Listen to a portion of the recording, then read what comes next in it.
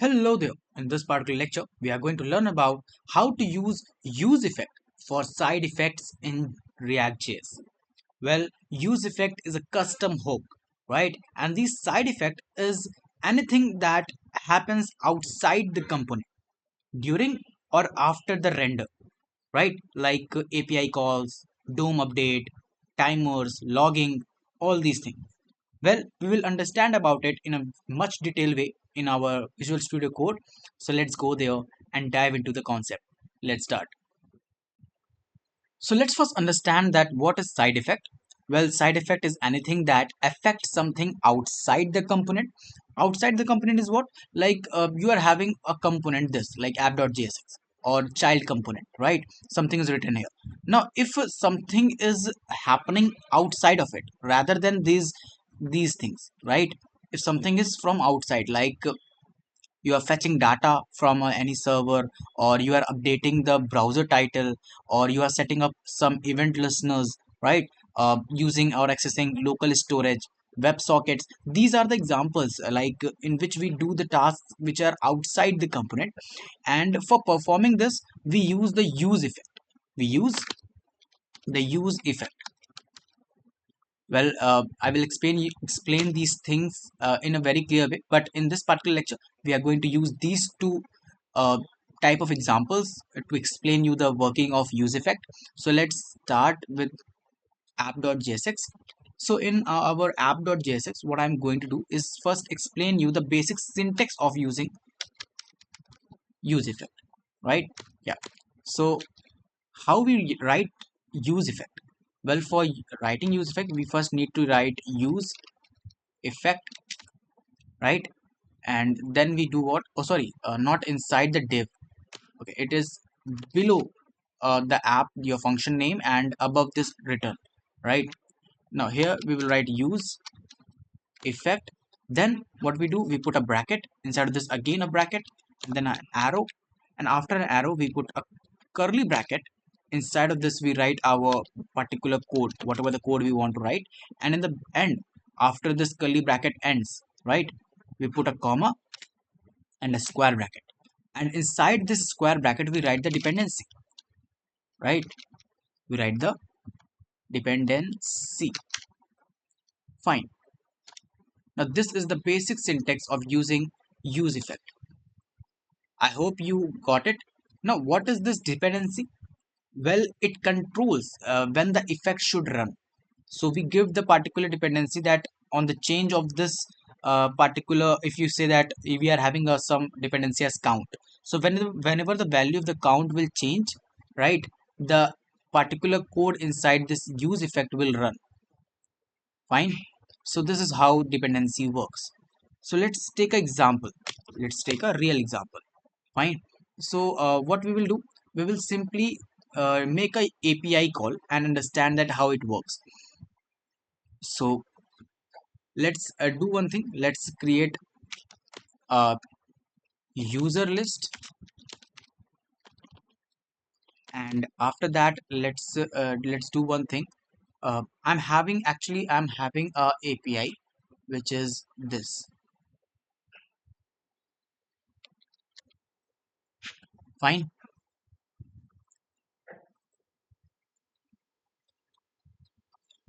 So I'm going to use that, and first of all, what we will do, we will create a use state, that is const, create a bracket. Inside the bracket we write users comma set users.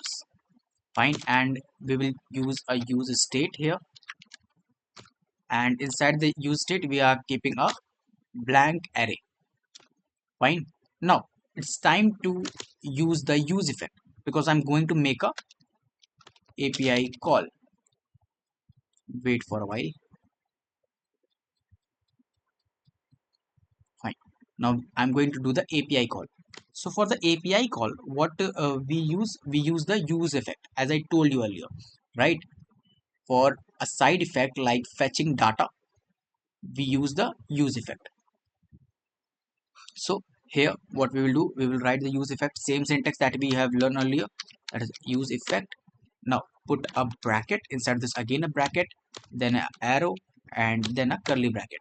After putting this curly bracket, we will write fetch and a bracket, and inside this we will put our API, this particular API, right? Fine.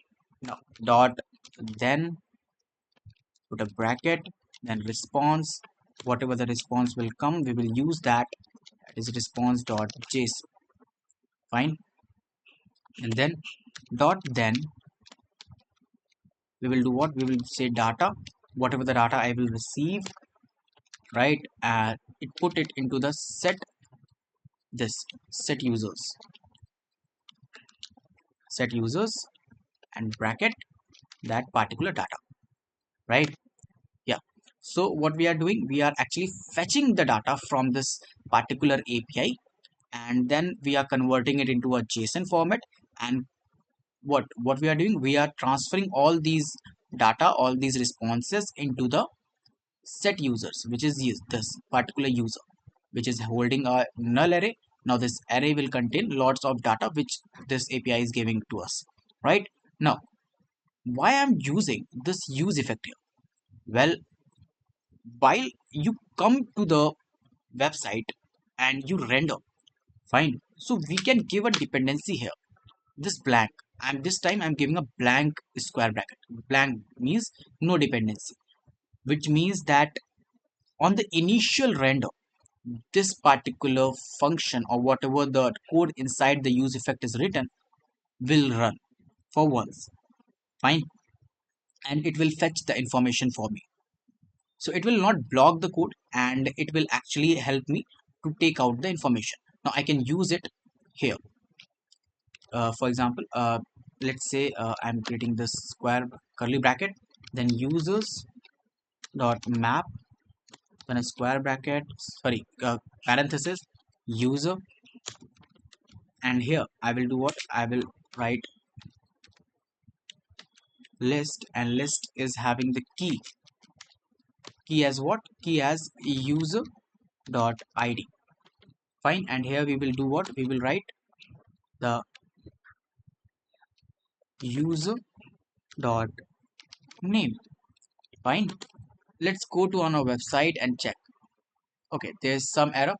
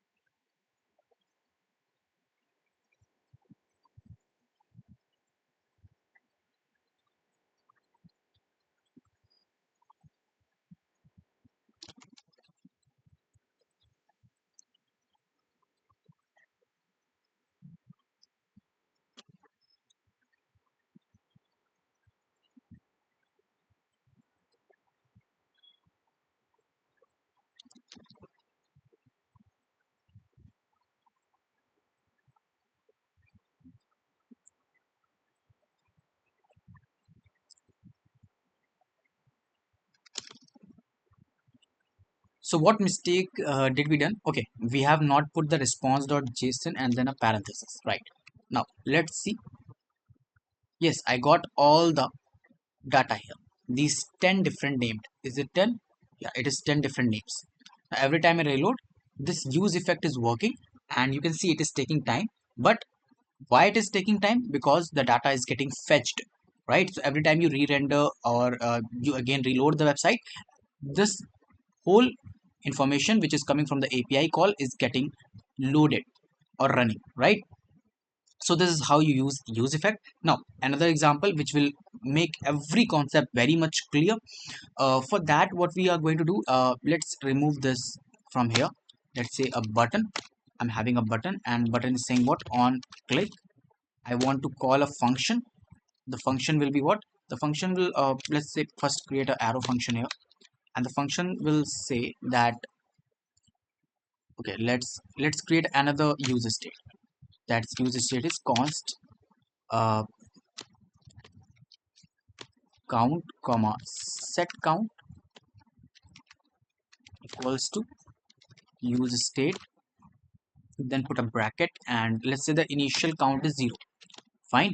And rather than using this line of code inside the use effect, I'm going to say that dot title title is what?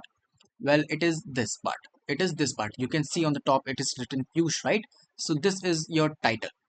I want that this document dot title get changed with what? With the count number, with the count. Fine. Or not, there's no need to put a curly bracket here. Fine. Yeah. And re-render this line of code again and again whenever the value of count change. So let's put the count inside this square bracket. Fine. Now I want to say that every time you click on it, you just do one thing, is that you put set count bracket and then count plus 1, right? Yeah. And you also show me that value also, right? Clicked count times. Fine. So let's go on our website. You can see I'm having this clicked 0 times. Now whenever I click on it, this value should get changed. You can see it is showing me 0. Why? Because initially the value is also 0. Now when I click on it, you can see the value is getting changed. It is get changed to 2, right? Every time you click on it, you will see the value is getting changed of the document.title. Fine. Why it is happening, and why every time whenever I'm clicking it is actually changing or affecting the side effect of which is the title? Because I'm using this use effect, which is dependent on this particular dependency. So whenever the count value is changing, whatever the code which is written inside of it, right, the side effect code is actually getting re-rendered. Fine. So this is how we use the use effect. This is how we put the syntax of use effect and make it into the use.